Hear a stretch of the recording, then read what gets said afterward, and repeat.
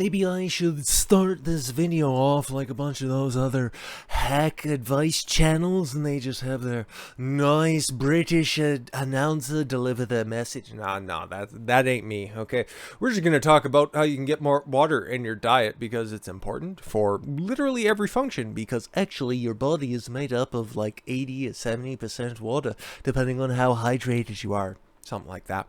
Don't really care. Just want you drinking more water so you're better off, so that your performance is improved, so that your health is improved, and that all your regular bodily functions are, well, functioning optimally rather. So let's give a little bit of background, okay? Because it's like drinking water is important. I know, not really breaking any new ground on this one, right? But what does it do for you, okay? Because you know a lot about, it's essential for the body. You can only live, 3 days without water, but why? No, it helps regulate your body temperature, okay? When you're running a water deficiency, you probably notice that you're a little bit more sensitive to temperature. Ever notice that? Water supports your digestion and keeps the process moving. Yeah, those are those bodily functions that I was talking about. You have little hard duties every once in a while. Try drinking some more water. How about that? Or just fewer diuretic foods and substances, okay? Water is a form of synovial fluid in your joints and acts as shock absorber and slows down wear and tear. It is crucial in controlling your blood pressure. Water helps your immunity by flushing toxins from your body. It helps balance your body's electrolytes, which regulate nerve and muscle function and maintain the acid balance, the pH balance in your body. Experts vary widely in their recommendation of how much water you actually need to drink in a day. Yeah, because that whole 8 glasses a day is just kind of made up. Is it good advice? Depends on who you are, depends on what you eat, and depends on a multitude of other factors. But generally, sure, okay. But you could need more. You could need less. You could need to be properly supplementing based on what other extracurricular activities you're doing on top of your excessive or adequate water drinking. Okay, it's very, very complex if you take a look at it. But like it shows here, some experts recommend 4 to 8 cups. Others say need as much as 96 ounces, which is 12 cups per day. What you actually need is specific to you, depending on your age, exercise levels, medications you're taking, and overall health. In addition, you may need more water when it's hot out, you're running a fever, or you have had an illness that causes diarrhea or vomiting. Yep, exactly. So again, that's all just specific to you, but there's always just a good baseline idea of how much that you need, but we'll hopefully get into that for a minute. When your brain tells you that you are dehydrated and when you need water by making you feel thirsty, your thirst isn't a reliable gauge for when to drink water. Thirst signals actual decrease when you get older, which means that you need to make sure you're getting enough water even if you're thirsty. Yeah, by the time that you experience a thirst, okay, that you get those tinglings of requiring some sort of hydration, you're already late to the game. So how can you get enough water in your diet? Well, that's what we're going to be looking at here. Set a goal for how much water you want to drink throughout the day. Make it realistic and achievable, then track how you're doing. That's nice and vague, so let's just go ahead and try to clean up that point. God, that's stupid. Catalog how much you're drinking right now, okay, in a day, okay? You're having a couple of glasses, okay? You're not really paying that much of attention to it, okay? Maybe you're just kind of subsisting on soft drinks, coffee, tea, anything like that, okay? Oh, it has water in it, okay? It's got a water base. And no, it doesn't. Not enough to really measure off anything or to even offset the different ingredients that are in your different drinks, okay? So maybe an achievable goal for you is a couple of water bottles, maybe substituting out one drink that you have throughout the day for just some water, okay, and then just scaling up from there. How about that? Try to drink the largest portion of water early in the day. Playing catch up late in the day is a recipe for a lot of bathroom trips at night. That's actually just pretty good life advice. Carry a water bottle with you and sip on it constantly.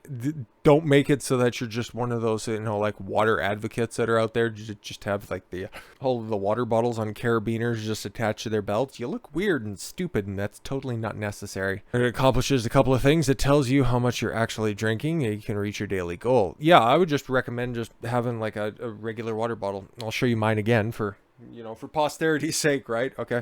Like I got a big boy. Okay. I drink a couple of these throughout the day. Okay. Just started. I fill it up first thing in the morning when I go out for a run. Okay. It's just there so I can come back. And then when I start to train in the afternoon, then of course, well, no, I guess it'd be in the morning anyways, but then I just start to drink on it. Okay. And then when I have a shower, when everything's all done, I fill it up and away I go. And then this is good for the rest of the day. And I fill it up and I start to cycle over again. Duh. It's always there whenever I have a dry mouth, whenever I just want to have a drink of water, I have it. It's right there. It's easy. It's convenient. It's not getting a glass. It's not putting ice in it. It's not filling it up. Okay. It's not creating a barrier to entry. It's there. It's big. It's nice. I would recommend getting a reusable water bottle. For some people, plain water gets boring. Suck it up, stupid. Especially when you're not thirsty in the first place. Try adding a bit of flavor, such as a wedge of lemon. There's nothing terribly wrong with this, but I just think that you're kind of a pansy if you need to do it. You can also try bits of strawberry. I don't really know what kind of use that would be. Raspberry, cucumber. Cucumber is just a worthless food, but whatever. Okay, a little bit of fiber, but you aren't going to be getting anything out of it. Okay, but whatever. And a small amount of, juice to your water. Okay, cool. And again, Copart or just drink water. If your water tastes outright bad, try a water filter. That's actually, good advice. How about that? If you live in Flint, Michigan, it's like just drink bottled water, buy a filter. You can get one of those that attach to your tap or a pitcher that filters the water, or just, have a regular, normal fridge with a water filtration system built in. Basically, every fridge nowadays has one, so I don't know what the barrier for this is. Good filter removes chlorine and other contaminants that turn the frickin' frogs gay. Add hydrating foods. Yep. It also includes soup and water-dense fruits and vegetables. That's where, cucumbers would actually be good because they are a high percentage water. And vegetables like celery and other such things.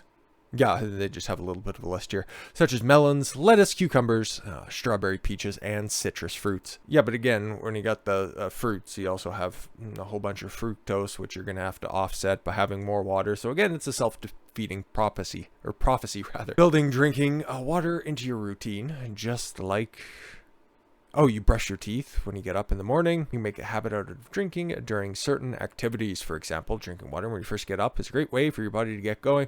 Yeah, and making everything start and move, and to just making the normal processes just start and get ready. You have a water right by your bed. I have that same water bottle just right there ready to go. So I wake up in the morning and I have a quick swig of that and starts those biological functions. Makes sense. For example, drinking water when you first get up is a great way to get your body going, and drinking a little before each meal can add in weight loss. That's because many people mistake hunger for thirst and eat more than you need. You can also plan to hydrate after a walk or workout and while you're making dinner. Know your routine, so schedule what works best for you. Couple of things to avoid are alcohol and sugary drinks. Yeah, exactly. So why are you advocating for water-dense fruits? There's not enough to offset that, but whatever.